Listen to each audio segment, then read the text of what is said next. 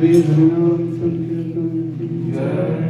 श्री श्री राधा दामोदर की जय। शिव प्रभुपाद की जय।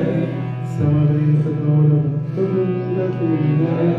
निताय गौर प्रेमानंदे हरि हरि बोल। ओम नमो भगवते वासुदेवाय। ओम नमो भगवते वासुदेवाय। ओम नमो भगवते वासुदेवाय। ओम नमो भगवते वासुदेवाय। ओम नमो भगवते वासुदेवाय। ओम नमो भगवते वासुदेवाय। हरे कृष्ण। तो स्वागत है आज के इस नित्यानंद सभा के भक्तों के लिए। वैसे तो हम प्रातःकाल से अलग अलग विषयों के ऊपर चर्चा कर रहे हैं, सुन रहे, श्रवण कर रहे हैं। और आदर्श पारिवारिक जीवन, आदर्श पारिवारिक जीवन अध्याय का शीर्षक ही है। वैसे भगवान ने 4 आश्रम और 4 वर्ण स्थापित किए। चातुर्वर्ण मया सृष्टम गुण कर्म विभागशः। 4 आश्रम और 4 वर्ण। वर्ण मतलब जो ब्राह्मण, क्षत्रिय, वैश्य और शूद्र। और आश्रम मतलब ब्रह्मचारी, गृहस्थ, वानप्रस्थ, संन्यास।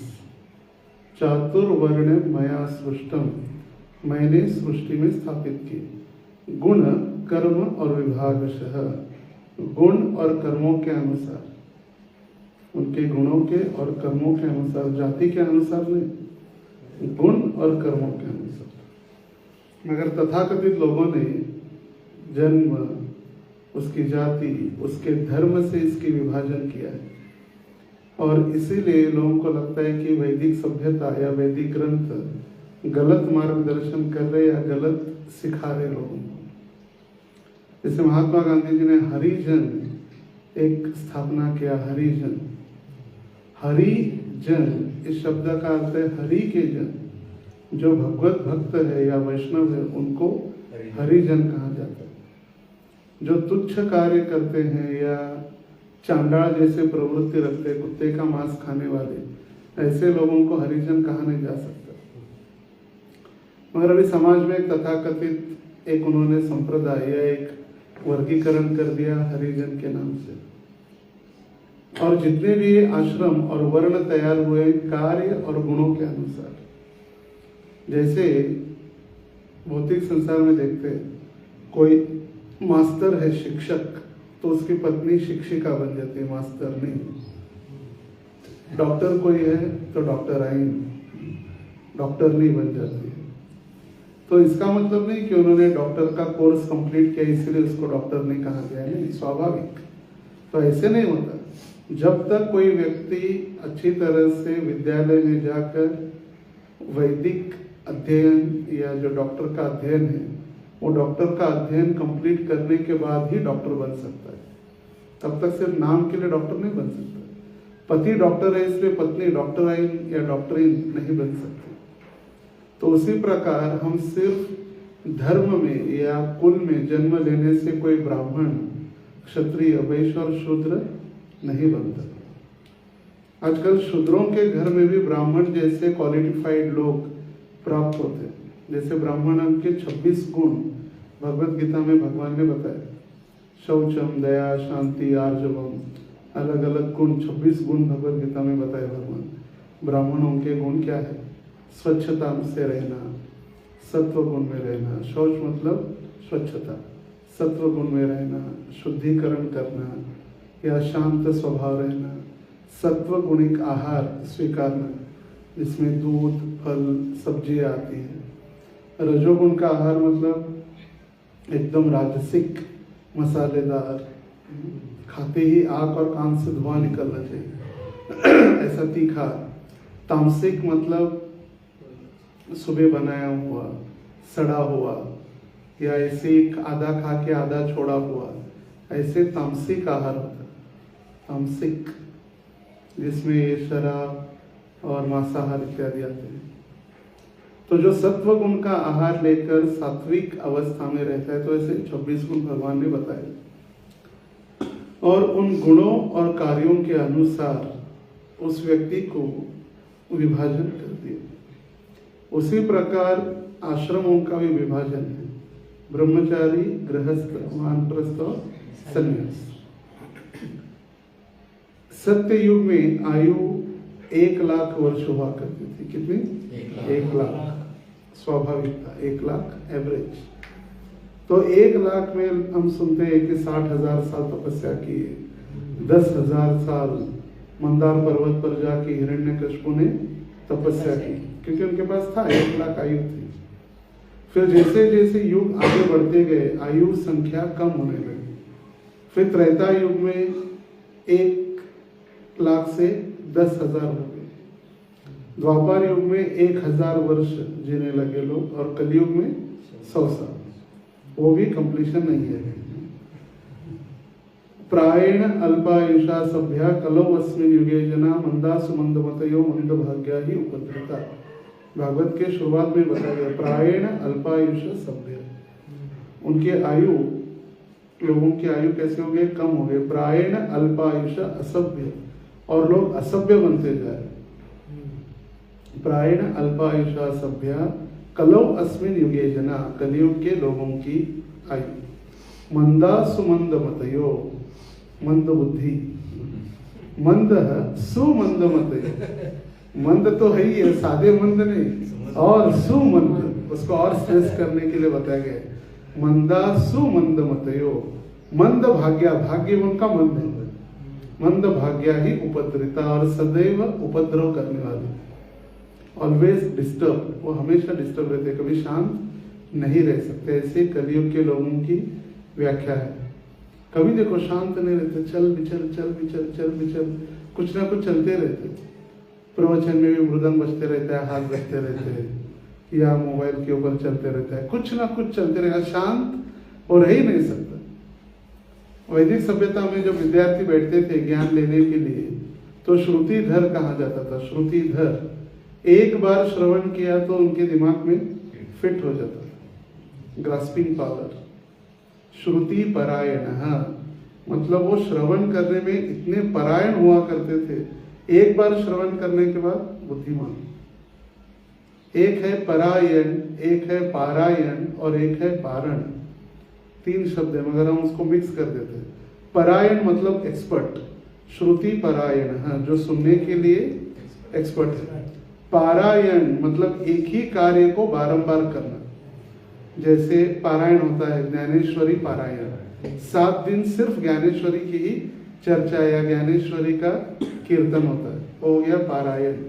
और तीसरा है पारण, एकादशी का उपवास छोड़ना, ब्रेकिंग फास्ट टाइम जो होता है, उसको कहा गया है पारण। हम कहते हैं पारायण कब है, पारायण नहीं, वो क्या है? पारण। परायण, पारायण और पारण। एकादशी का उपवास छोड़ने का समय, द्वादशी के दिन, उसको कहा गया है पारण। तो अभी कलयुग में ऐसी तो आयु है लोगों की, और उसमें भी भक्ति करने की इच्छा किसी की है नहीं। थोड़े बहुत भक्ति करने की इच्छा है तो घर वाले तो ही अपने सगे संबंधी उसको पकड़ के रखने के लिए। जैसे एक बार एक व्यक्ति खेकड़े पकड़ के लेके जा रहे, खेकड़े उनको लेकर जा रहे थे एक बोट में, और बहुत सारे खेकड़े अलग अलग डब्बों में रख दिए गए थे, कांच के डब्बे में, और किसी को ढक्कन नहीं था। तो एक व्यक्ति ने पूछा, बोले बिना ढक्कन के आप लेके जा रहे, बाहर नहीं आएंगे क्या? बोले इंडियन खेकड़े हैं, एक भी ऊपर जाएगा उसको पैर पकड़ के नीचे दूसरा खींचेगा, ऊपर नहीं जाने देगा। तो ऐसे है, हमने जो कष्ट किए हैं, हमने जो संसार का रथ चलाया है, वो हमारी इच्छा है कि आप भी ऐसे चलाए। बस आप भक्ति करो, जो करना है करो, मगर हम जैसे करो। हमने कष्ट झेले तो फिर आप क्यों सुख से रहेंगे? हमने जो झेला है वो आपको भी झेलना पड़ेगा। इसलिए लोग जबरदस्ती शादी करते हैं। है तो यहाँ पर एकदम टोटल वैसा वर्षा पद्धति है। जिनके घर में भक्त है उनके बच्चे भक्ति नहीं करना चाहते, जिनकी भक्ति करने की इच्छा है उनके घर में भक्ति करने के लिए परमिशन नहीं देते, और जिनके घर में भक्त है सारे पिता माता वो बताते रोज बताओ बच्चे को सुधरता नहीं, मंदिर आता नहीं, दिन भर लपड़े करते घूमते रहता है, ये परिस्थिति। और जिनकी सही में इच्छा है भक्ति करने की या भक्ति प्रगति करने की या आश्रम में आने की या कुछ सीखने की, उनके घर वाले परमिशन नहीं दे रहे। उनको लगता है कि मेरा लड़का अगर मंदिर में रहने लगेगा, मंदिर में ज़्यादा समय जाएगा तो मेरा लड़का कुछ पागल हो जाएगा। मगर वही लड़का क्लब में, डांस बार्स में, होटल्स में, थिएटर में जाता है तो उनको लगता है बहुत हमारा लड़का क्या कर रहा है, प्रगति कर रहा है, ही इज डूइंग एडवांसमेंट।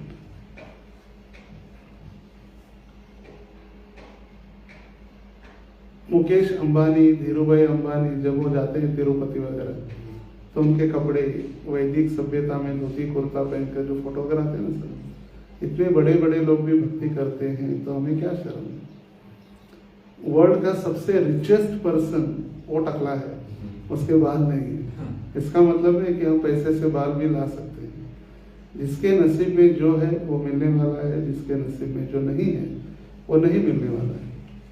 जैसे हम प्रातःकाल भी चर्चा कर रहे थे, हम भगवान के मंदिर में जाकर भगवान से सुख, समृद्धि, ऐश्वर्य, संतान इसके लिए प्रार्थना करते, जो अच्छी चीजें हो प्रार्थना करते। दुख मांगते, कहीं मांगा है दुख, मेरे जीवन में दुख आए, मेरा एक्सीडेंट हो जाए, मैं जल्दी मर जाऊं, मेरी बीवी कोई में मेरे जाके मर जाओ, कभी कभी मांगते होंगे, बहुत परेशान करती है तो। मगर वैसे स्वाभाविक कष्ट हम नहीं मांगते, मगर कष्ट आ रहे। उसी प्रकार हम बिना मांगे सुख भी आएंगे और बिना मांगे कष्ट भी आएंगे। We shall get as we reap, अंग्रेजी में कहावत है, जैसे हमने बोया है वैसे हमको प्राप्त होने वाला है।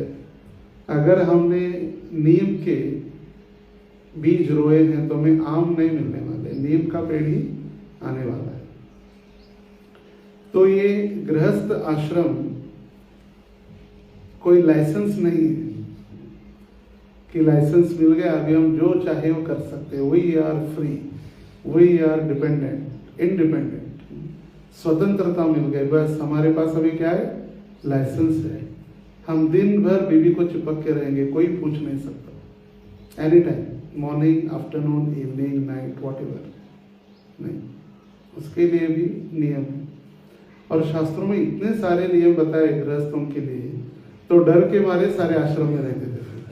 इतने सारे नियम पालन करने से अच्छा चुपचाप आश्रम में रहो। और इसीलिए जब प्रभुपाद जी ने संस्था चालू की, 99% आश्रम में रहते थे डिवोटीज और 1% घर। अभी उल्टा है, 1% आश्रम में। देखिए एग्जैक्ट सोलापुर में ऐसे 500 इनिशिएटेड डिवोटीज में 5 मंदिर में, 500 घर में, 1%। 10% नहीं, कितना, 1% एग्जैक्ट।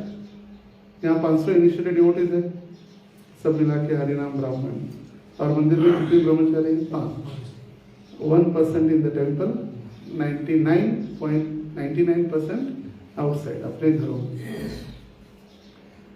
ऐसे नहीं है कि आश्रम गलत है या इससे हम प्रगति नहीं कर सकते या इस आश्रम में प्रवेश करने से हमारा पतन होगा, नहीं। आश्रम अपनी जगह पर स्थित है मगर उसके नियम हम पालन नहीं करते, इसीलिए पतन होता है। उसके नियम जो है, गृहस्थ आश्रम, हम गृहस्थ आश्रम को गृह में भी बना देते, भूल जाते। भगवान की भक्ति नहीं, अर्चा विग्रहों की सेवा नहीं, खाना पीना भोग लगाना नहीं, जो करना अपने मन से, जस्ट डू इट। इसीलिए गड़बड़ होती है। गड़बड़ होती कहाँ है कि हम नियमों का पालन ठीक से नहीं करते। जैसे स्त्रियों का मासिक धर्म है, आजकल लोग क्या कर फर्क पड़ता है, कुछ नहीं होता है, बहुत कुछ होता है। इसीलिए तो शास्त्रों में बताया गया है कि उनको अलग से रखा जाए, उनको स्पर्श न करे 4 दिन। उसी प्रकार बहुत सारे ऐसे नियम बताए गए गृहस्थों के लिए जिनको पालन करना आवश्यक है। अभी हमारे 12 महाजन हुए, 12 महाजनों में 3 या 4 ब्रह्मचारी, बाकी सारे गृहस्थ। भीष्म पितामह, नारद मुनि, सुखदेव गोस्वामी और चतुष्कुमार, ये 4 लोग ब्रह्मचारी हैं। बाकी 8 कौन है? गृहस्थ है। बलि महाराज, व्यासदेव, प्रहलाद महाराज, यमराज, सारे, युधिष्ठिर महाराज, सारे क्यों है? गृहस्थ है। और हमें कहा जाता है कि महाजनों ये न गत सह पंथा, महाजनों के पद चिन्हों पर हमें चलना चाहिए। सभी को, सन्यासी, ब्रह्मचारी, गृहस्थ, सबको बताया जाता है। तो इसका मतलब ये नहीं है कि गृहस्थ पतित है या वो तुच्छ है, नहीं। वो अगर अपने नियमों का अच्छी तरह से पालन करे तो भी आश्रम है। तो हमें सबसे पहले ये समझना चाहिए कि हमें लाइसेंस दिया नहीं है हम कुछ भी करने के लिए। गृहस्थ आश्रम मतलब लाइसेंस नहीं, मंगलसूत्र पहना है तो this is now my property, नहीं, वो कृष्ण की ही प्रॉपर्टी है, भगवान की प्रॉपर्टी है। भगवान ने हमें संभालने के लिए दिया है, नंबर 1। दूसरा, जब हम शादी करते हैं तो पत्नी की और होने वाले बच्चों की जैसे हम शारीरिक केयर करते हैं, फिजिकल केयर, उसी के साथ साथ उनका स्पिरिचुअल, इमोशनल केयर भी जिम्मेदारी हमारी है। जो पति बनकर उसको ब्याह के लाता है, विवाह करता है, तो उसकी जिम्मेदारी है कि उसको जन्म मृत्यु के चक्र से छुड़ा के भगवत धाम वापस लेकर जाए। ऐसे नहीं कि जब तक काम है तब तक यूज किया, यूज एंड थ्रो, ऐसे नहीं। ऐसा होता है आजकल, जब तक उपयोग है तब तक उपयोग करो, फिर कुछ ना कुछ झगड़ा करके डाइवोर्स करो। अगर डाइवोर्स का अगर आप सोच रहे then you are not qualified for getting married. जिंदगी में भी सोच भी नहीं सकते। वैसे तो जब सप्तपदी होती है तो 7 जन्मों तक साथ में रहने के लिए मंत्रोच्चारण होता है। 7 जन्मों तक, 1 जन्म तो रहो, बाकी के 6 देखा जाएगा आगे। इसीलिए कोई झगड़े, कोई डाइवोर्स, ये असंभव या नॉट परमिटेड, स्ट्रिक्टली प्रोहिबिटेड। तीसरा, गृहस्थ बनने के पहले हमें अच्छे से हम ट्रेन हो। जैसे हम दोपहर में भी चर्चा कर रहे थे, one who is a good Brahmachari he can become good गृहस्थ। तो मंदिर में रहे थोड़े समय के लिए, जैसे ब्रह्मचारी के अलग अलग क्राइटेरिया है।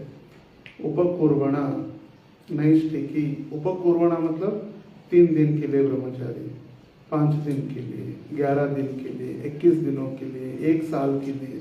उपपूर्वणा जिसको कहा गया है कुछ पर्टिकुलर समय के लिए, फॉर एग्जाम्पल 1 ईयर, 1 साल रह के अच्छे से पूरे शास्त्रों का अध्ययन समझकर अगर वो गृहस्थ आश्रम में प्रवेश करता है, समझ के साथ ये प्रवेश मैं कर रहा हूँ, मैं अकेला भगवत भक्ति करने में समर्थ नहीं हूँ, इसलिए हम दोनों मिलकर भगवान की सेवा करेंगे, तो गृहस्थ आश्रम सक्सेसफुल हो सकता है। दोनों की मैच्योरिटी, दोनों के विचार एक हो तो। नंबर 4, लड़का और लड़की दोनों भक्त होना महत्वपूर्ण है। अगर उसमें से एक भी गड़बड़ है तो फिर डावाडोल हो जाते हैं गाड़ी। Material life and spiritual life go ill together. जैसे हम दोपहर में चर्चा की, दोनों साथ में नहीं चलती, कहीं ना कहीं किसी को रुकना पड़ेगा। अगर लड़की भक्त नहीं है, आप भक्त है, तो फिर वो बोलेगी संडे मंदिर में क्या करना है, घूमने चलो, साथ रास्ता में आइसक्रीम खाने चलो, होटल चलो। मंदिर में क्या है, बार बार मंदिर क्या है। जैसे ही मंदिर से फोन आया, बोले क्या है 10 बार, ये थोड़ी भक्ति है। हफ्ते में जन्माष्टमी तो जन्माष्टमी, 1 आध साल में ठीक है ना, क्या करना है। घर से बाहर पैर रखते ही प्रश्न पूछा जाए, क्यों, कहाँ, किस लिए, कब वापसी, किसके साथ, कौन कौन है, 1000 प्रश्न। संशयात्मा विनश्यति। अगर दोनों की समझ एक नहीं है, दोनों गुरु और कृष्ण को प्रसन्न करने वाले एक साथ नहीं है, तो गृहस्थ आश्रम चलेगा नहीं। इसलिए प्रयास करना जरूरी है कि होने वाले हमारे लाइफ पार्टनर वो भी भक्त हो और हमारे समाज से,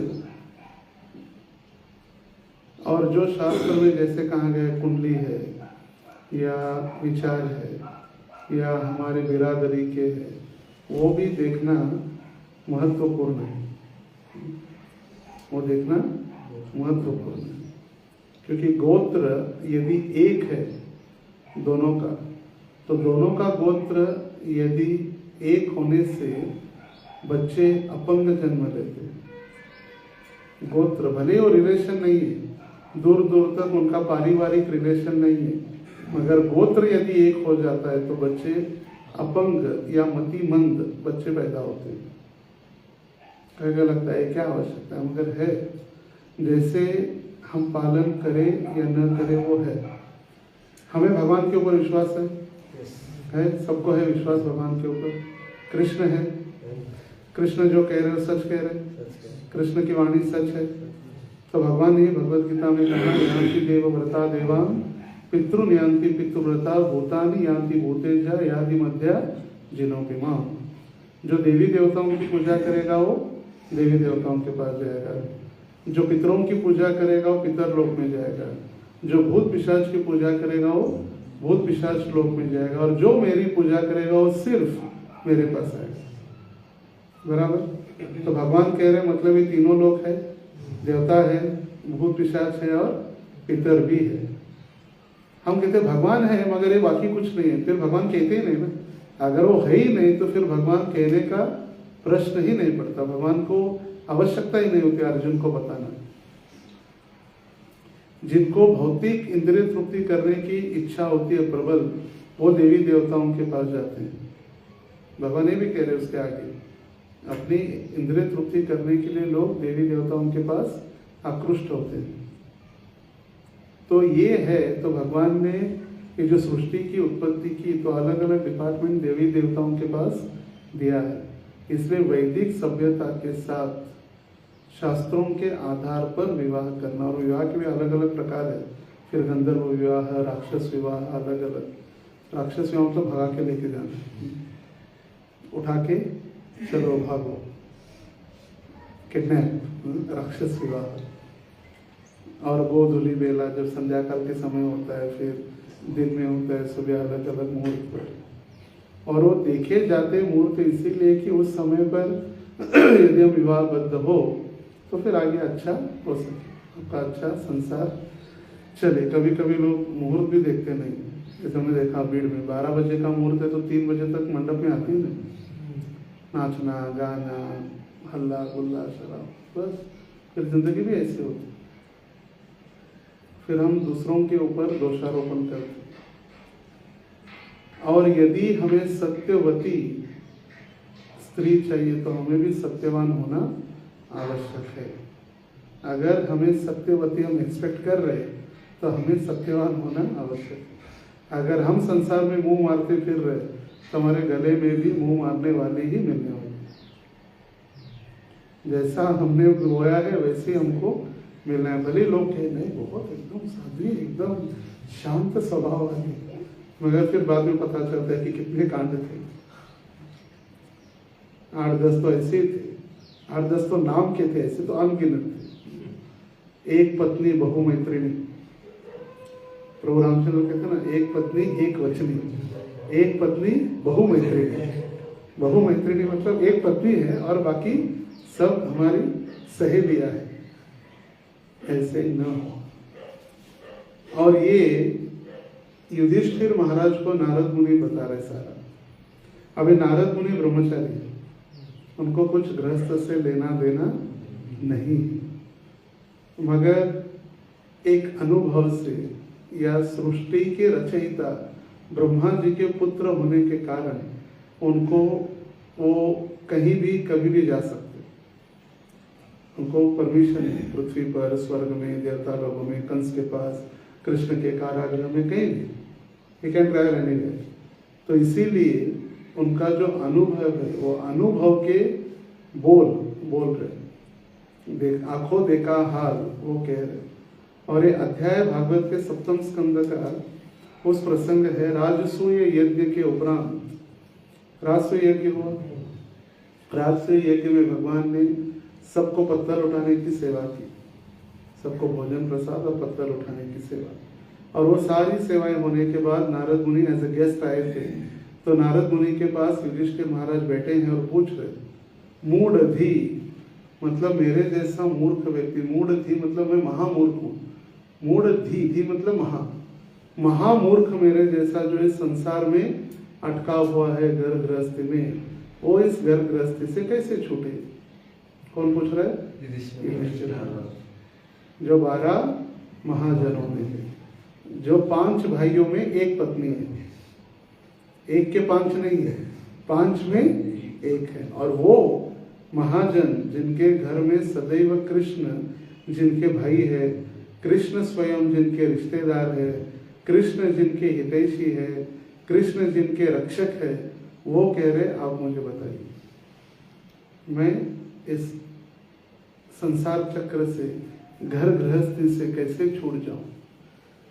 और वहां पर द्वारकाधीश भी है, और द्वारकाधीश भी कह रहे बताइए महाराज, इनके तो 5 में एक है, मेरी तो 16,108 है, मुझे कुछ बताइए। और कृष्ण भी बैठकर सुन रहे द्वारकाधीश।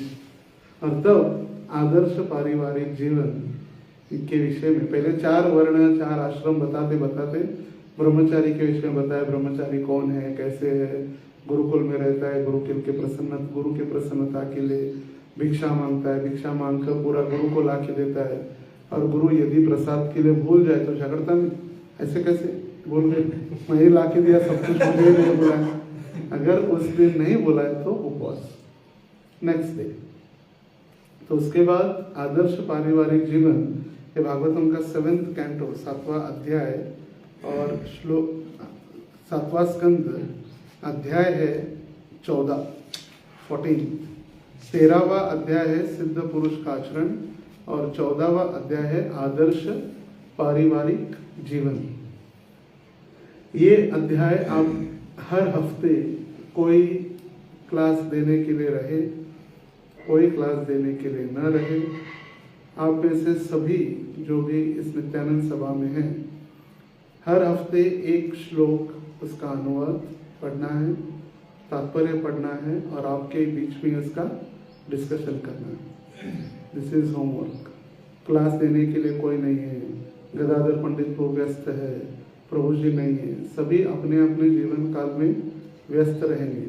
अगर छोटा श्लोक है उसका अनुवाद तात्पर्य कम है तो 2 श्लोक, अगर बड़ा है तो 1 श्लोक। आनंद वर्धन, नागराज प्रो, नवीन प्रो, योगेश और महेश, 5-6 लोग जो भी आप है इकट्ठा होकर परमानंद प्रो भी ज्वाइन कर सकते हैं if is interested in this group.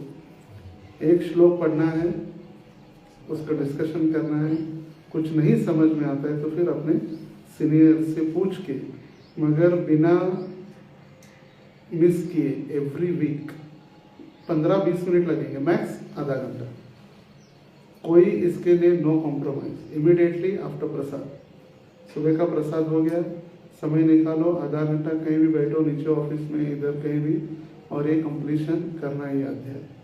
जब तक ये अध्याय कंप्लीट नहीं होता तब तक किसी को शादी करने की परमिशन नहीं है। सारी शादी वेट लिस्टेड, वेटिंग, कोई कंफर्म नहीं होगी जब तक ये अध्याय कंप्लीट नहीं होगा। इसमें 42 श्लोक है, 42 श्लोकों का मतलब 42 वीक हो गए, और 42 वीक मतलब 1 साल में 52 वीक्स होते हैं, तो ऑलमोस्ट 10 मंथ्स अगर हम एक श्लोक करेंगे। अगर आपके पास समय है, अगर हम इतने उतावले हैं शादी करने के लिए, फिर 2 या 3 श्लोक कंप्लीट कर सकते। गुड़ग्याला बासी का बात तैयार हो गया, आलो ना त्यासाठी है ना गाना में, परफ्यूम मार के आया मैं, वाशिंग लगा कर आया। तो कंप्लीट होने के बाद, और कभी भी हम बीच में आके आपको चेक भी करेंगे आपने कितना पढ़ाई किया है, और उसकी टेस्ट भी होने की बहुत सारी सुविधाएं हैं, कभी भी बीच में आ सकते। तो ये शुड बी रेगुलर, क्योंकि एक ही क्लास हुआ, मैंने सुना नित्यानंद सभा बना के ऑलमोस्ट 3 महीने हो गए और क्लास हुआ है 1। तो ऐसे होने वाला नहीं है और यही गृहस्थ जीवन है। आपको अनुभव होगा, यही गृहस्थ जीवन है। BSS एवरी वीक होता है, every week, every Sunday morning 6:30 without missing. BSS Bhakti सिद्धांत सभा या गौरांग सभा, मगर नित्यानंद सभा 3 महीने में 1 बार हो। इसका मतलब ये गृहस्थ आश्रम ही है। ये लक्षण है गृहस्थ आश्रम का, ढीला ढाला। जैसे मैंने कहा कि जाना दोनों को एक ही साइड में, यहाँ से यहाँ, जो ब्रह्मचारी आश्रम क्लास में बता रहा था ब्रह्मचारी थे, तो हमको इस यहाँ से, इस स्थान से सामने के कॉरिडोर में जाना है। ब्रह्मचारी के पास उसका एक कॉपी, गमछा, टॉवेल, कपड़े, बैग लगा है, निकल गया आराम से। हमारे पास है ना बोझा बिस्तरा संसार का, बीबी के कपड़े, हमारे बच्चों के कपड़े, सारी साड़ियाँ, संसार भर का होता है। जैसे मैं आज बता रहा था, एक दिन के लिए अगर कहीं जाए तो एक छोटा सा सैक में आप आ सकते हैं, मगर घर वालों को बोलो 3 बैग तो कम से कम होंगे। Morning, afternoon, evening, night dress, फिर उसमें मेकअप का सामान, फिर स्नान करने का सामान, फिर अलग अलग कपड़े, साड़ियाँ, चूड़ीदार, ये सारा संसार भर का सामान, फिर खाने पीने का, फिर बच्चों का, फिर बच्चों की दूध की बोतल, फिर बच्चों के कपड़े, बच्चों को नहलाने के कपड़े, सारा पैड वगैरह, सारा बच्चों को जब पेशाब वगैरह होते तो बच्चे क्या लगाते, डायपर, सारे उसके बैग, वही लेके चल रहा है। फिर बेचारा कैसे चलेगा, फिर उठता है बेचारा, रखेगा नीचे, फिर उठाएगा और थोड़ा चला। बेचारे बीवी तो एकदम रानी जैसे चलते रहते, सारी दुनिया का बोझ हम उठाते हो, पीछे से हम बोझ उठाकर चल रहे। इसका अनुभव तो आपको आया होगा। 3 महीने में 1 क्लास, इसका मतलब एक गृहस्थ आश्रम की क्लास है। BSS कभी मिस नहीं हुआ है। एवरी संडे 6:30 to 8, 1.5 घंटा फिक्स होता है BSS।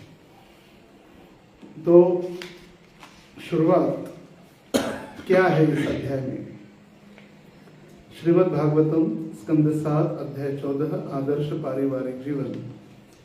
ध्यान से सुनिए प्रभुपाद जी क्या लिख रहे। इस अध्याय में देश, काल तथा कर्ता, कर्ता मतलब घर का मुखिया, के अनुसार गृहस्थ के वृत्तिपरक कर्तव्यों का वर्णन हुआ है। गृहस्थ के कर्तव्य क्या है?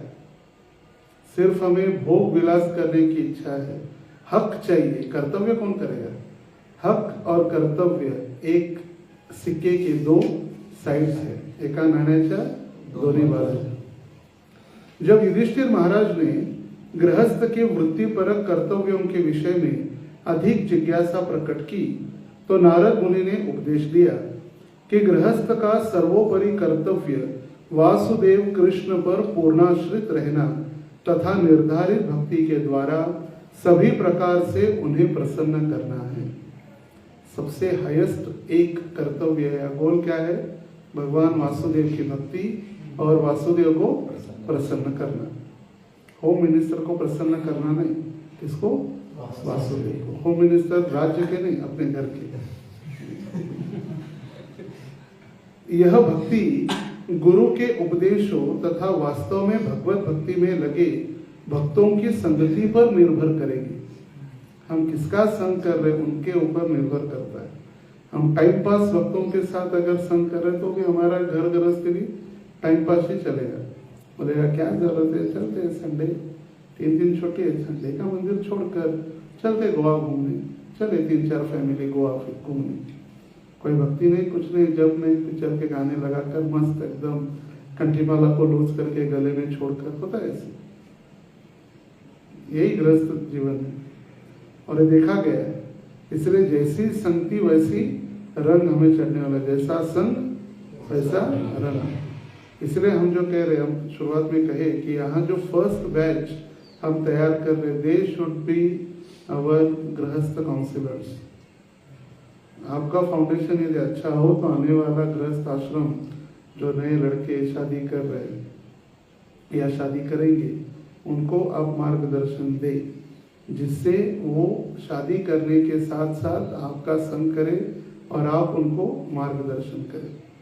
यहाँ पर बताया गुरु और भक्तों की संगति में, जो भी कार्य कर रहे वो गुरु के परमिशन से, इन्विटेशन देने के लिए नहीं, डायरेक्ट शादी के पहले भी गुरु का आशीर्वाद, शादी के समय में गुरु का आशीर्वाद, शादी के बाद जब स्त्री और पुरुष एकत्रित आते हैं तब गुरु का आशीर्वाद, ये सारे 16 जो संस्कार बताए हैं वो सारे गुरु और वैष्णव के आशीर्वाद से ही संपन्न होते हैं।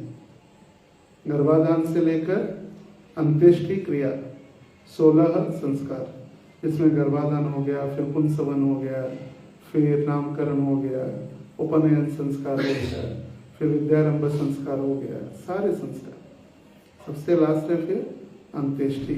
हमको लगता है हमारे 3 ही संस्कार है, जन्म संस्कार, विवाह संस्कार, अंत्येष्टि। नहीं, कितने हैं? 16 संस्कार। और इन सारे संस्कारों में वरिष्ठ वैष्णव और गुरु के आशीर्वाद से ही ये संस्कार होते हैं। तो गुरु को इन्फॉर्म करते हुए, गुरु की आज्ञा लेते हुए ये सारे संस्कार होना महत्वपूर्ण है। और कभी कभी गुरु डायरेक्टली हमें नहीं मिल पाते ऐसे समय समय पर, इसलिए फिर उन्होंने जो सीनियर गृहस्थ रखे हैं या सीनियर अधिकारी है या सीनियर वैष्णव है, उनके मार्गदर्शन से ये संस्कार संपन्न किए जा सकते हैं। भक्ति का शुभारंभ श्रवणम अर्थात सुनने से होता है। श्रवण, मनुष्य को चाहिए कि सिद्धात्माओं के मुख से सुने। इस तरह से गृहस्थ का अपनी पत्नी तथा संतानों के प्रति आकर्षण क्रमशः घटेगा। गृहस्थ बनने के बाद भी श्रवण करना इम्पोर्टेंट है, क्योंकि वो आसक्ति धीरे धीरे कम करने के लिए। ऐसे न हो कि घर से लात मारकर हमको भगाया जा रहा है, अभी बुढ़े मरने के लिए फिर भी घर में चिपका हुआ है, चल निकल बाहर से, जा थोड़ा तीर्थ यात्रा कर, जबरदस्ती भेजते हैं। आजकल तीर्थ यात्रा कंपनी क्यों इतनी फेमस हो रही है? क्योंकि बुढ़े और बुढ़िया घर में शांत रहते नहीं, दिन रात बकबक बकबक बकबक बकबक अपना उपदेश देते रहते हैं, फिर बच्चे परेशान होकर उनको जबरदस्ती यात्राओं में भेजते रहते हैं। 1 महीने की यात्रा, 15 दिन यात्रा, बस में डाल दो, सारा भारत घुमा के लेकर आओ, काशी विश्वनाथ अयोध्या रामेश्वर सारा घुमा के, वृंदावन आगरा घुमा के लेकर आओ बस। तो ये समय आने के पहले हम ही समझदार होना आवश्यक है। घर से हमें बाहर निकालने के पहले बुद्धिमान व्यक्ति वो है जो जिम्मेदारी धीरे धीरे देकर खुद अलिप्त होना तैयार हो। गृहस्थ को चाहिए कि अपने परिवार के पालन के लिए जितना आवश्यक हो उतना ही अर्जित करे, जितना आवश्यक हो उतना। उसे चाहिए कि केवल धन संग्रह करने तथा भौतिक सुविधाओं में व्यर्थ की वृद्धि करने के लिए असाधारण उद्यम न करे। असाधारण उद्यम मतलब कुकर्म। असाधारण, हमको पता है कि हम पंत प्रधान नहीं बनेंगे, फिर भी हम प्रयास कर रहे हैं, नहीं मैं पंत प्रधान बनूंगा। हमको पता है हम करोड़पति नहीं बन रहे, हमारे नसीब में नहीं है, फिर भी हम करोड़पति बनने के लिए उद्यम कर रहे हैं। कैसे? कुमार्ग से, गलत रास्ते से, जिसमें सबसे फेमस है सट्टाबाजी, जुआ।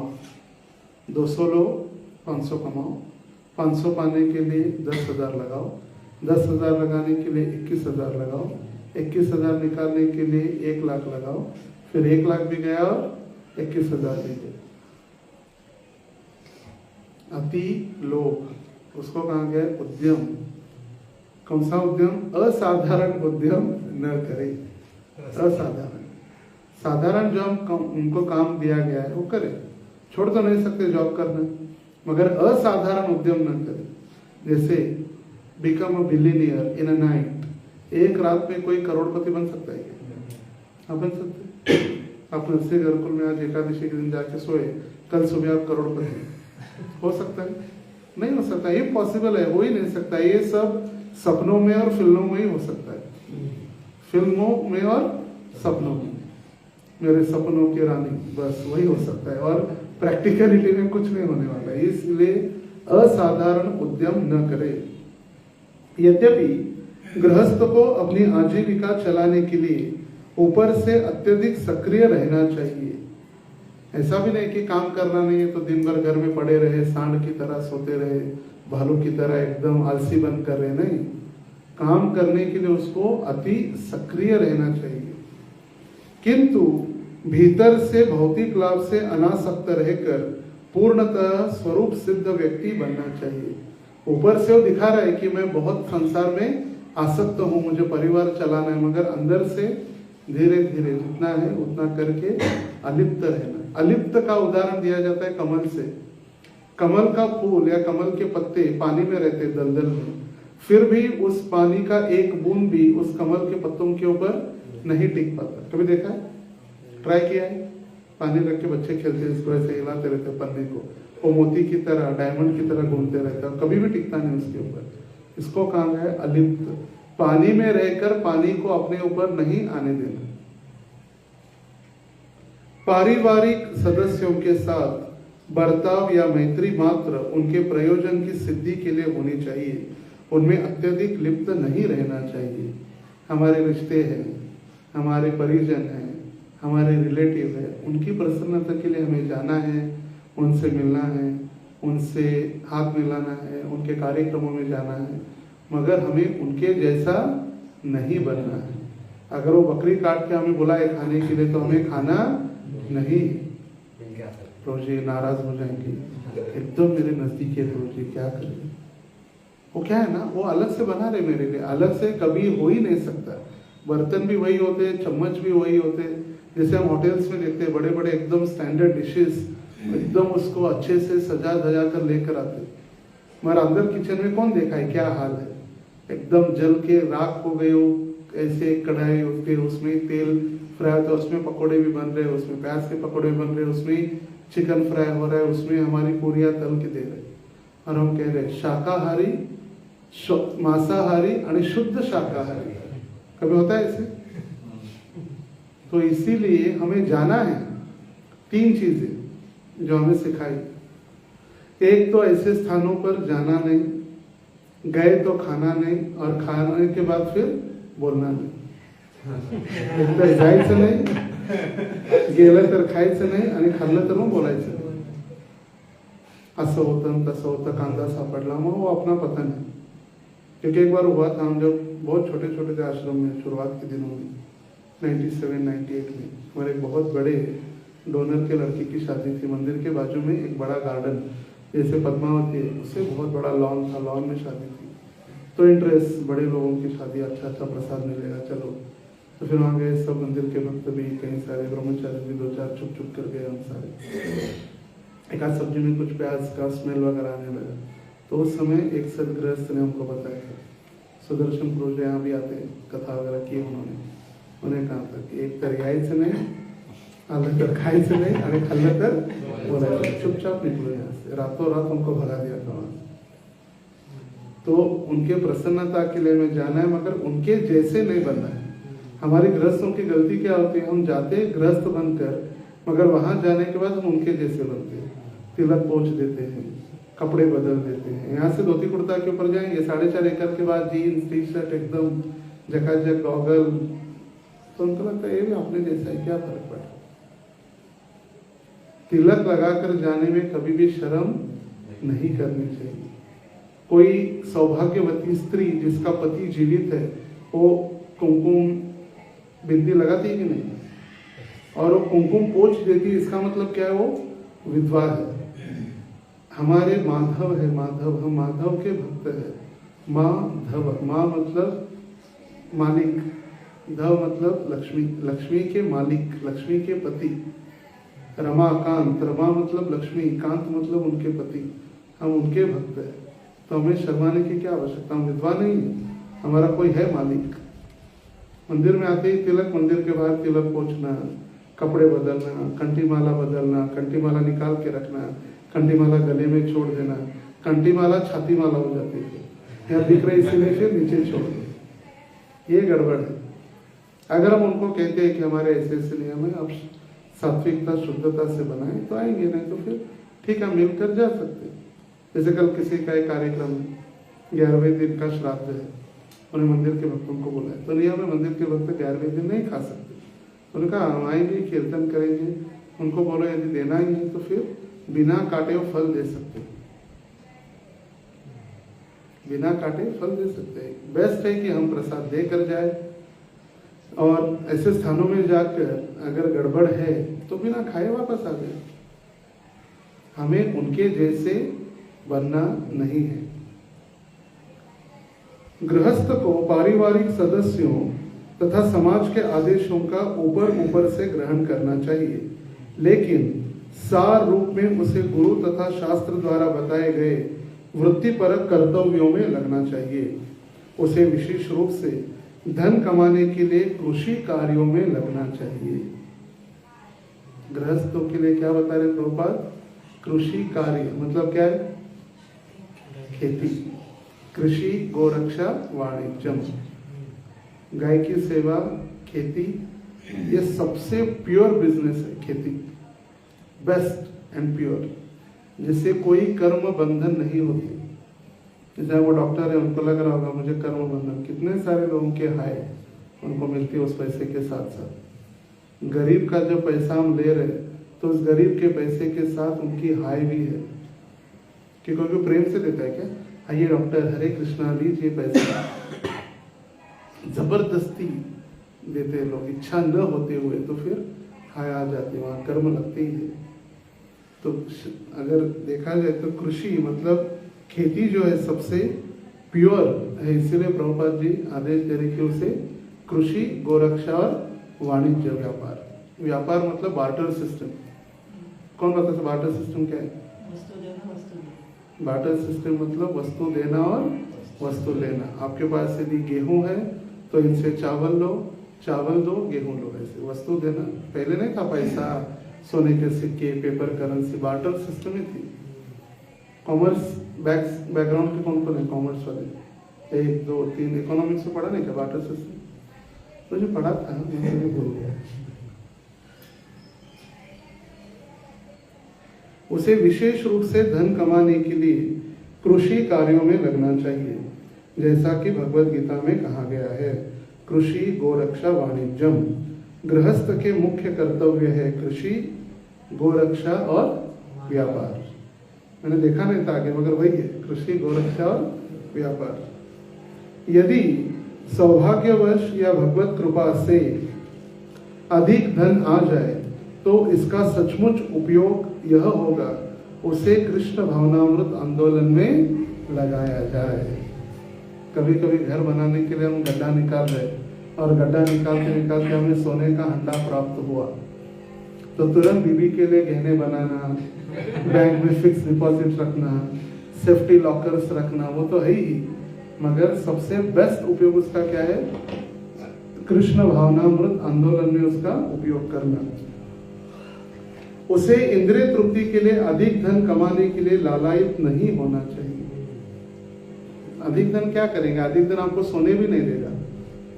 अभी जितना शांति से जितना है उतना खा पी के आराम से शांति से रह सकते हैं। देखो जो रास्ते के साइड में रहते हैं, गरीब लोग हैं या जिनको डोंबारी कहते हैं, रास्ते पर रहते हैं, कितने आनंद से आराम से सोते हैं। कितनी सारी गाड़ियां वंग वंग चल रही है, ट्रक जा रहे, फिर भी उनको कुछ फर्क नहीं पड़ता, मस्त सो रहे।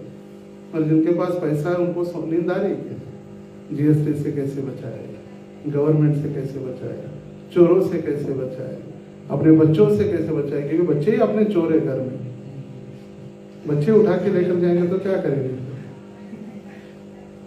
गृहस्थ को यह सदैव स्मरण रखना चाहिए कि जो आवश्यकता से अधिक धन एकत्र करने के लिए प्रयास करता है वह चोर माना जाता है और प्रकृति के नियमों द्वारा दंडनीय है। ओवरलोड। कितना समय दिया गया जॉब करने के लिए? 8 घंटा। 8 × 3, 8 घंटा शरीर के लिए, खाना पीना सोना, 8 घंटा साधना के लिए, जिसमें जप, मंगला आरती, भागवत कथा श्रवण, अध्ययन, और 8 घंटा जॉब करने के लिए। 16 घंटे गधे जैसा जॉब करेंगे तो कौन है वो? चोर है और प्रकृति के नियमों द्वारा दंडनीय है। अभी महत्वपूर्ण। और देखिए कौन बता रहे हैं? नारद मुनि। किसको बता रहे? गृहस्थ को पशुओं, पक्षियों तथा मधुमक्खियों जैसे निम्न वर्ग के जीवों से स्नेह करना चाहिए। स्नेह मतलब प्यार। किससे प्यार करना चाहिए? अपने पत्नी से नहीं, पत्नी से तो है ही, साथ ही साथ पशु, पक्षी और मधुमक्खी जैसे निम्न जीवों से। मधुमक्खी मतलब मधमाशी, उसमें मच्छर वगैरह सब आ गए। और उनसे अपनी संतान के समान व्यवहार करना चाहिए। घर में चींटी आ गई तो उसको मारना नहीं चाहिए डीडीटी पाउडर डाल के, या मच्छर आने के बाद वो बैट लेकर चट चट चट चट मारना नहीं चाहिए उनको अपनी संतान, उनको दूध पिलाना चाहिए, उनको खिलाना चाहिए। गृहस्थ को चाहिए कि इंद्रिय तृप्ति के लिए वह पशु या पक्षियों को न मारे। उसे चाहिए कि कुत्तों तथा निम्न प्राणियों तक की आवश्यकताओं की पूर्ति करे और अपनी इंद्रिय तृप्ति के लिए अन्यों का शोषण न करे। फिर अपने घर के सामने जो सुअर है, घूमने वाले कुत्ते हैं, उनको भी पोषण दे। मतलब क्या? उनके खाने पीने की व्यवस्था करे।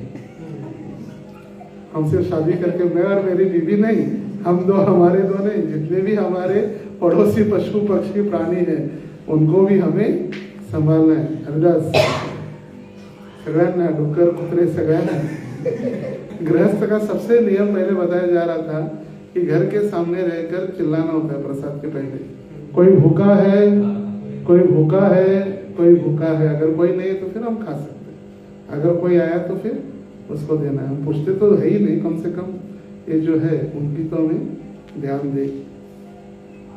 वस्तुतः श्रीमद् भागवत के आदेशों के अनुसार प्रत्येक गृहस्थ एक महान साम्यवादी होता है जो हरेक को जीविका प्रदान करता है।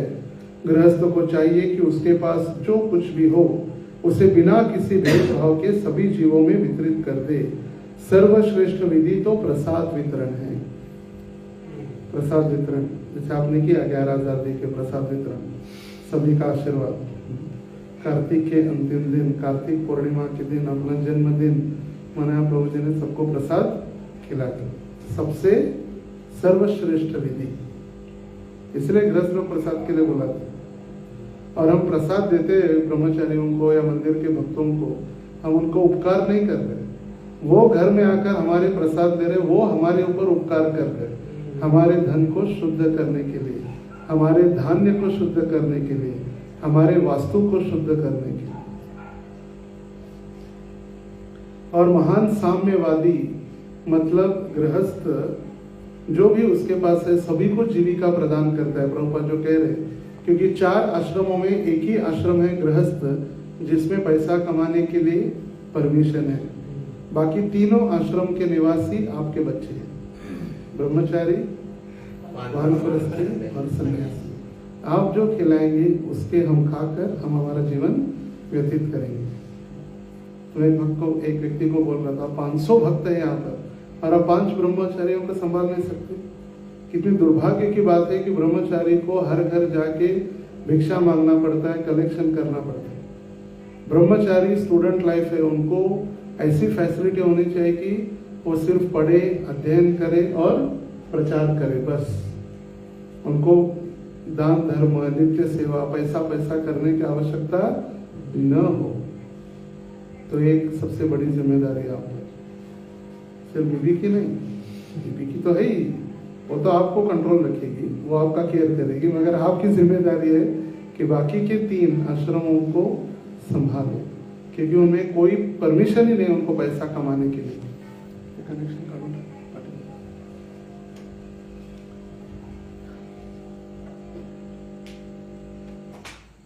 गृहस्थ को चाहिए, पहले उन्होंने इंजीनियरिंग किया मगर वो चला नहीं।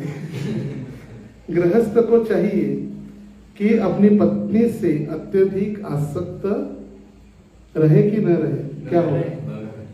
क्या होगा? मेरी पत्नी मायके जाने के बाद हम बैठ के ढो ढो के रोते रहे, रात में उसकी याद करते हुए मुंह पर कपड़ा लेके हम रोए। लिखा है हम उसके याद में तड़पते रहे, मुझे नींद न आए, मुझे चैन न आए। नहीं, गृहस्थ को चाहिए कि अपनी पत्नी से अत्यधिक आसक्त न रहे। उसे चाहिए कि वह अपनी पत्नी को भी दत्त चित्त होकर अतिथि की सेवा में लगाए, खुद ही बैल जैसे काम करे और बीवी को रानी जैसे रखे नहीं, पत्नी को भी आए हुए वैष्णव और अतिथियों की सेवा में लगाए। कुंती महारानी इतनी प्रसिद्ध हुई, इतनी भगवान की बड़ी भक्त हुई, क्यों? क्योंकि ये थी शूरसेन की पुत्री पृथा, और शूरसेन और कुंती भोज राजा दोनों मित्र थे, और शूरसेन के कुंती भोज के पास संतान नहीं थी, इसलिए शूरसेन राजा ने उनको अडॉप्ट किया, दत्तक ले लिया कुंती को, और इसीलिए उसका नाम पृथा से कुंती हुआ। और कुंती का सबसे मेन डिपार्टमेंट था गेस्ट डिपार्टमेंट, घर में आए हुए सभी भक्तों की सेवा करना। आजकल क्या होता है, जब भक्त जाते हैं तो वेटर्स या घर में जो मेड्स होते हैं उनको लगाया जाता है, पानी दो इनको, प्रसाद दो इनको, और बच्चों को रखा जाता है सेफ बंद कमरे में। तो भक्त कहाँ से होंगे? जब दुर्वासा की इन्होंने सेवा की तब जाकर दुर्वासा मुनि ने आशीर्वाद दिया था उनको। जब राधा रानी खेल रही थी अपने सहेलियों के साथ और दुर्वासा मुनि वहां से जा रहे थे, राधा रानी ने मिट्टी के लड्डू बनाए थे यमुना के तट पर, और वो मिट्टी के लड्डू दिए राधा रानी ने दुर्वासा मुनि को खाने के लिए, बोले खाओ।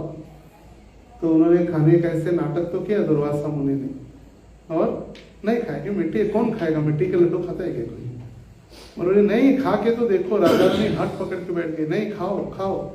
तो जबरदस्ती दुर्वासा मुनि को खाना पड़ा मिट्टी के लड्डू, और दुर्वासा मुनि ने जब खाए मिट्टी के लड्डू, ब्रज की मिट्टी, उन्होंने पूरे अपने जीवन काल में ऐसा सुंदर स्वादिष्ट भोजन कभी नहीं टेस्ट किया था, इतने सुंदर लड्डू।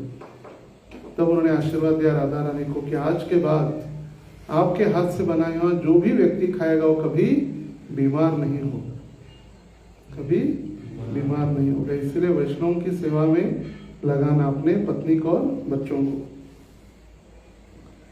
भगवत कृपा से गृहस्थ जो भी धन संग्रह करे उसे 5 प्रकार के कार्यों में व्यय करे।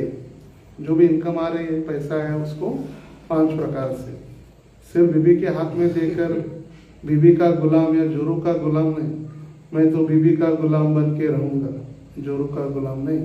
5 कार्य में। नंबर 1, पूर्ण पुरुषोत्तम भगवान की पूजा, मतलब हमारे घर में ऑल्टर में भगवान है या मंदिर में भगवान है, उनकी पूजा।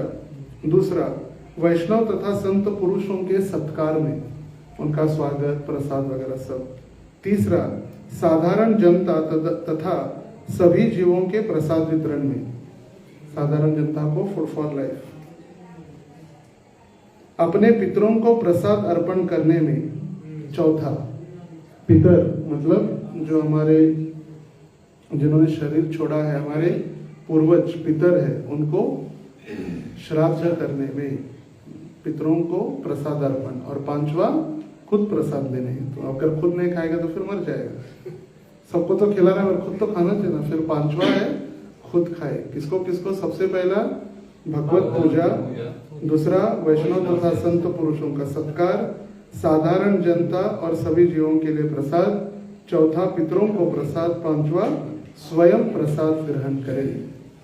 क्या है? तो 5वां है स्वयं प्रसाद। गृहस्थ को उपयुक्त विधि से हरेक की पूजा करने के लिए सदैव उद्यत रहना चाहिए। गृहस्थ को चाहिए कि ऐसी वस्तु न खाए जो पूर्ण पुरुषोत्तम भगवान को अर्पित न की गई हो।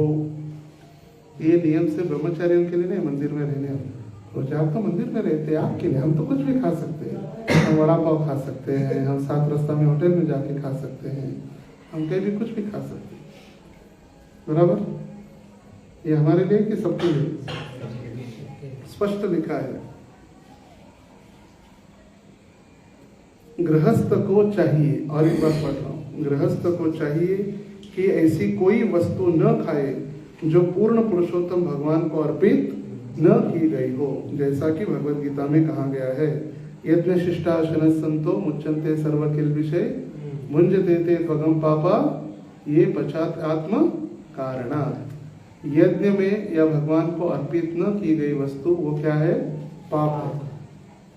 कभी कभी फिर ट्रैवलिंग में वगैरह प्रश्न आ सकता है, तो बेस्ट है कि हम ट्रैवलिंग में अपना पैकेट प्रसाद लेकर चले। नहीं है तो वहां पर यदि कोई भक्त है, मंदिर है, उनसे प्रसाद मंगाए। और ऐसे कई परिस्थिति नहीं है तो सबसे बेस्ट है एक प्योर वेज होटल ढूंढे, वहां से चावल ले या दुग्ध जन्य पदार्थ मतलब दूध, दही, घी ऐसे जिसका उपयोग हम कर सकते हैं, और फल का उपयोग जिसमें ज्यादा कुकिंग की रेसिपी नहीं आई हो, जिससे चम्मच मिक्स होने का या बर्तन मिक्स होने का लफड़ाई नहीं है, क्योंकि दूध ऐसे बर्तन में ही गर्म किया जाता है जो साफ है। अगर उसमें तीखी सब्जी या तीखी दाल गर्म किया हो या सब्जी बनाई हो, उसमें अगर दूध गर्म करते हैं तो दूध फट जाता है। तो इसलिए दूध का बर्तन हमेशा अलग ही रखते हैं। दूध, दही, सफेद प्लेन राइस। जैसे मुझे एक बार याद है कि हम साउथ इंडिया एडवांस पार्टी में गए थे यात्रा में। 3 दिन हम गाड़ी से जा ही रहे थे कहाँ से? सोलापुर, तिरुपति, हैदराबाद से नीचे कन्याकुमारी तक। कई मंदिर रास्ते में नहीं, कुछ नहीं खाने के लिए। तो फिर एक ढाबे पर हम रुके, और ढाबे पर रुक के फिर ढाबे वाले को बोला हमको ऐसे ऐसे चाहिए। तो उसने कहा आप ही बनाओ और आप ही खाओ, बिल दे देना बाद में। तो हमारे साथ एक भक्त थे, फिर वो गए बर्तन वगैरह धो के, उन्होंने ही कुकिंग किया, फिर सब लोगों को प्रसाद खिलाया। तो ऐसे नहीं तो फिर आलू जीरा है बेस्ट ऑप्शन, या दही है, दूध है, सफेद चावल है और फल। ऐसा तो नहीं कि भारत में कई फल नहीं मिलते, केले तो हर जगह मिल ही जाते हैं। और यदि कोई एक केला खाता है तो 90 मिनट्स की एनर्जी उसको प्राप्त होती है। कितनी? 90 मिनट्स। तो केला हमें खाना चाहिए। पापों से मुक्त भगवान के सभी, क्षमा कीजिए, भगवान के भक्त सभी प्रकार के पापों से मुक्त कर दिए जाते हैं, क्योंकि वे यज्ञ में भेंट किया गया भोजन पाते हैं। गृहस्थों को पुराणों में बताए गए तीर्थ स्थानों पर भी जाना चाहिए। सिर्फ अपनी पत्नी को लेकर ऊटी, उडुपी, मॉरिशस, सिंगापुर, हम्पी तो तीर्थ क्षेत्र है, हम्पी नहीं। मैंने कहा मॉरिशस, सिंगापुर और ऊटी, मनाली, गोवा, केरला, यहाँ नहीं घूमने जाना है। कहाँ घूमने जाना है? गृहस्थ को पुराणों में बताए गए तीर्थ स्थानों पर भी जाना चाहिए। इस तरह अपने परिवार, समाज, देश तथा अंततः मानवता के लाभ के लिए उसे पूर्ण पुरुषोत्तम भगवान की पूजा में लगना चाहिए। किसके किसके कल्याण के लिए? परिवार, समाज, देश और मानवता के कल्याण के लिए कृष्ण भक्ति में लगना चाहिए। पुराणों में बताए गए तीर्थ स्थान कौन से हैं? वृंदावन, मायापुर, जगन्नाथपुरी, अयोध्या, काशी, रामेश्वर। और वहां जाकर हमें लपड़े करने चाहिए, बराबर। हमें वहां जाकर इंद्र तृप्ति करनी चाहिए, बराबर। क्या करना चाहिए वहां जाकर? भक्ति करनी मतलब क्या करना चाहिए? सेवा करनी चाहिए। और क्या करना चाहिए? जब करना चाहिए और भगवान की लीलाओं का देखना, सुनना, श्रवण करना और नाम संकीर्तन। और सबसे इम्पोर्टेंट और क्या? एक इम्पोर्टेंट बच गए, ऐसे तीर्थ स्थलियों में जाके साधु संतों का संग करना है और उनसे श्रवण करना है, जो युधिष्ठिर महाराज कह रहे, जिससे संसारिक आसक्ति धीरे धीरे कम हो सके। हरे कृष्णा कृष्णा कृष्णा हरे हरे, हरे राम राम राम हरे हरे। ये तो सिर्फ क्लाइमैक्स था, अभी हमने टेक्स्ट नंबर 1 स्टार्ट भी नहीं किया है। तो ये आप सभी के लिए होमवर्क है। एवरी वीक अगर संडे नहीं हुआ तो सैटरडे इवनिंग, संडे नहीं हुआ तो फिर मंडे मॉर्निंग, मगर ये मिस नहीं होना चाहिए, इंक्लूडिंग अटेंडन्स। अटेंडन्स चाहिए तुम्ही, कारण का प्रोजेक्टचे फार व्यस्त असतात, त्यांना आठवण करायसाठी अटेंडेंस लागते, म्हणून तुम्हाला अटेंडेंस दिलेली आहे। अटेंडेंस रखिए, नाम, सीरियल नंबर, नेम, नेम के बाद डेट और फिर प्रेजेंटेबल, कोई कॉम्प्रोमाइज नहीं। और जब तक ये नहीं तब तक शादी भी नहीं, कुंडली भी नहीं देखने देंगे, शादी का विचार भी नहीं, शादी का विचार भी मन में नहीं, ये पूरा कंप्लीशन होने के बाद। और उसके ऊपर एग्जाम मैं स्वयं लूंगा। आफ्टर ईच 10 श्लोका, 10 श्लोक होने के बाद एक एग्जाम, तो 4 एग्जाम होगी, 10 10 10 10 और फाइनल एग्जाम फिर 41 श्लोक होने के बाद फिर आपको एक सर्टिफिकेट दिया जाएगा, you are now qualified to get married. आदर्श पारिवारिक जीवन में प्रवेश करने हेतु आप समर्थ बन गए। स्वामी समर्थ। ओके, हरे कृष्ण। यस यस, मग दुसरं करायचं का? म्हणजे माझं तर लग्न झालेलं आहे, दुसरी बघायला चालू करू का? नाही बरोबर, म्हणजे लग्न वगैरे झाले पण आता विचार विसरलो. तो प्रश्न है प्रभु जी का कि मेरी शादी हो चुकी है तो मैं इन सारे नियमों का कैसे पालन कर सकता हूँ, बराबर? तो वही है, अभी शादी हुई है इसका मतलब नहीं कि बहुत देर, अभी भी तो शादी हुई ना, 1 2 साल 3 साल हुई, अभी पूरा जीवन बाकी है। 50 साल तक आपको धीरे धीरे धीरे धीरे अपनी सारी जिम्मेदारियों को अपने बच्चों के प्रति और अपने कुटुंबिक सदस्यों को देकर 50-51 साल में धीरे धीरे वानप्रस्थ के लिए तैयारी करनी है। मरते दम तक, अंतिम सांस तक घर में पड़े नहीं रहना है, जब तक उठा के न लेके जाए। राम नाम सत्य, उठाओ चलो, ऐसा नहीं, धीरे धीरे धीरे फिर समय अधिक अधिक अधिक अधिक मंदिर में देना है। और ये सारे नियम हम आपको ही पालन करते हैं, जिनकी हुई है इनका तो प्रैक्टिस है, ये तो अभी पीच पर उतरे नहीं, प्रैक्टिस कर रहे। अभी तो सिर्फ ट्रायल है, पिक्चर अभी बाकी है। तो इसीलिए अगर पता है ये करना है तो अच्छा है। एग्जाम में लिखने के पहले, एग्जाम के सेंटर में जाने के पहले हमको पता है आज कौन सा एग्जाम है, क्या पढ़ाई करनी है। एग्जाम अगर मैथ्स के और हम स्टैटिस्टिक्स या हिस्ट्री की स्टडी करके गए तो फिर वहां जाकर क्या करेंगे फिर? तो हमें पता है कि हमें क्या करना है, किस लिए जाना है। तो इसीलिए हमें तैयार करने के लिए मानसिक रूप से, शारीरिक रूप से और हमारे बौद्धिकता से हमें तैयार करने के लिए तैयारी की जा रही है। जिनका हो गया अच्छी बात है, भगवान के घर में देर है अंधेर नहीं, तो इसका थोड़ा थोड़ा धीरे धीरे हम पालन करने का प्रयास कर सकते हैं। और माता जी के भक्त नहीं है तो उनको भक्त बनाने का प्रयास कर सकते हैं। उसका पहला स्टेप है घर में शाकाहार चालू करना। सेकेंड स्टेप, भगवान का चित्र या भगवान के जो लड्डू गोपाल वगैरह होते हैं घर में, हर एक के घर में, उनको भोग लगाना प्रारंभ करना। ये 2 चीजें तो हमें करनी चाहिए शुरुआत। फर्स्ट, शाकाहार, नो मीट ईटिंग अलाउड, पूरा शाकाहार, और जो भी घर में बन रहा है उसको भगवान को भोग लगाकर सब खाना। तो बाकी के धीरे धीरे धीरे उसको फॉलो कर सकते हैं। यश श्री राम।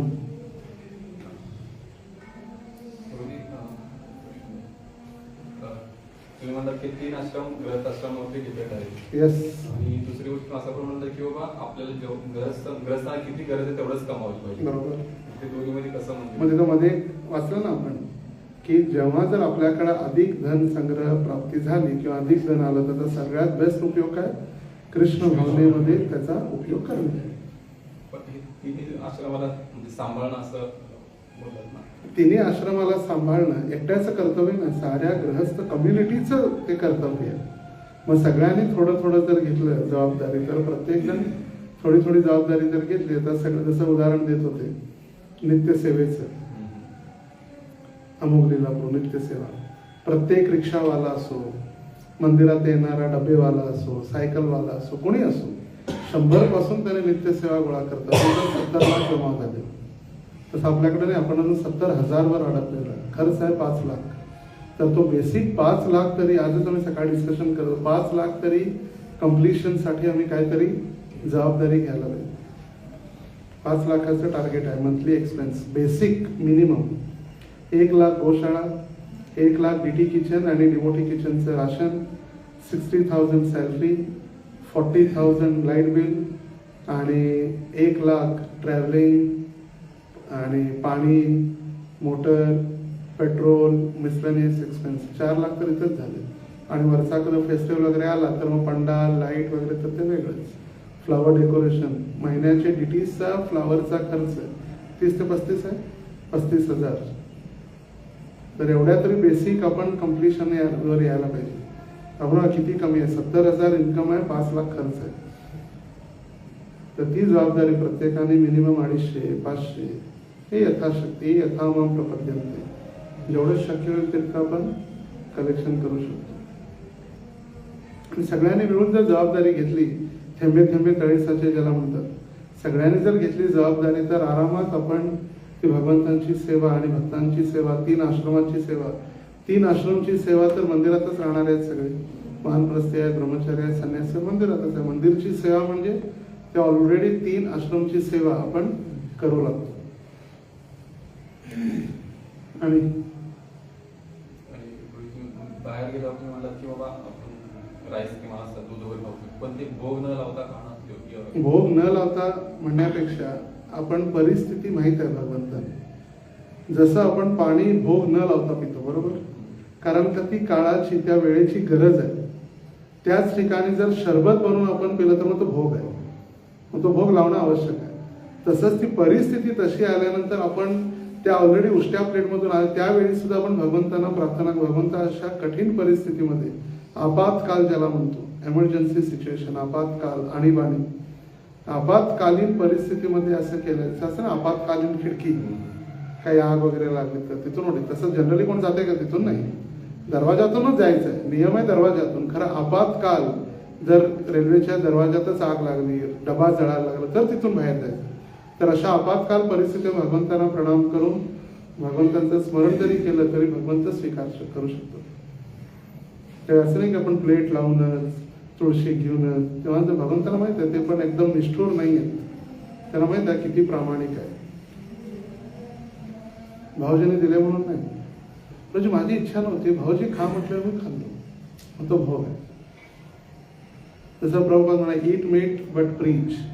संसारामध्ये केव्हाही पूर्ण संसारामध्ये हिरवं पान राहिलंच नाही, हिरवं गवत, हिरवं पान राहिलंच नाही, तेव्हा आपण मांसाहार करून प्रचार करू शकतो. म्हणजे याचा अर्थ नाही की ईट मीट बट प्रीच म्हटलं प्रभू चला आपण पण चिकन 65 ऑर्डर देऊ, आज नाही, ते चुकीचं आहे. आपातकाल आहे तो, आपातकाल. जेव्हा शाकाहार काहीच नसणार संसारात, हिरवं पान, हिरवं गवत, हिरवा पत्ता कुठंच दिसणार नाही, तेव्हाची गोष्ट आहे आपातकालीन, एमर्जन्सी सिच्युएशन. जसं कधी कधी डॉक्टरमध्ये 2 ऑप्शन असतात, एक तर आईला वाचवा नाही तर बाळाला वाचवा.